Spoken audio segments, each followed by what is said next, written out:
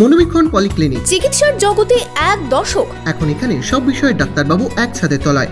Phone করুন 7477799515 এই নম্বরে।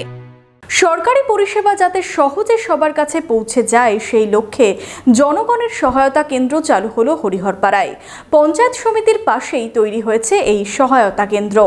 বিশেষজ্ঞ চিকিৎসকদের সম্মিলিত প্রয়াস, চরক ও Jibak square diagnostic and research centre speciality ও মাল্টি স্পেশালিটি পরিষেবা নিয়ে এবার আপনাদের শহরে উন্নত ল্যাবরেটরি, সিটি স্ক্যান, ইমেজিং পরীক্ষা সহ বিভিন্ন পরীক্ষা করা হয়। যোগাযোগ 7477799627, 7477799963। সরকারি পরিষেবা যাতে সহজে সবার কাছে পৌঁছে যায় সেই লক্ষ্যে জনগণের সহায়তা কেন্দ্র চালু হলো হরিহরপাড়ায়।